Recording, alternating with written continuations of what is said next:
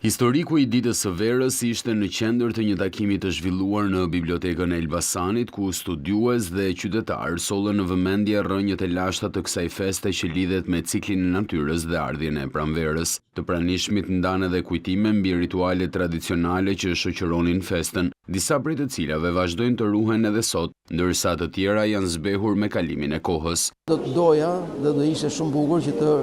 disa rituale të përsëriteshin, siç është pjesa e bukur që marrja e barit nga një lëndim dhe vendosjet e pragu i derës, vendosja e lule, manushaqeve dhe karakafte që janë simbolike udhëheqëses së Elbasanit,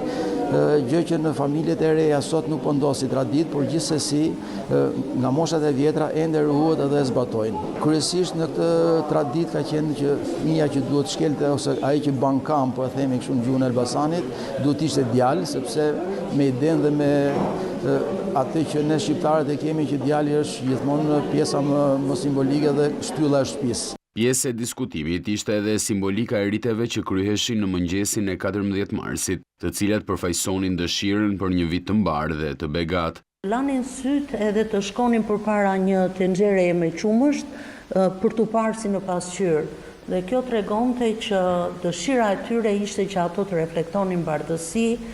në zemër, në shpirt, në sjellje, në mendime, dhe që pranvera apo vera që po vinte ishte e bardhë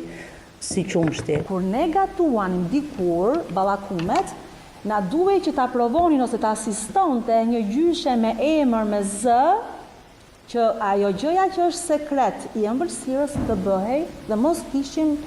të mos dëmtojë ëmbëlsira që ishte aq delikate dhe që jo gjithmonë atë del ashtu si duhet. Takimi në bibliotekë shërbeu si një rikthim tek kujtesa kolektive e qytetit, duke theksuar rëndësinë e ruajtjes së traditave që bëjnë ditën e verës një nga festat më përfaqësuese të trashëgimisë kulturore shqiptare.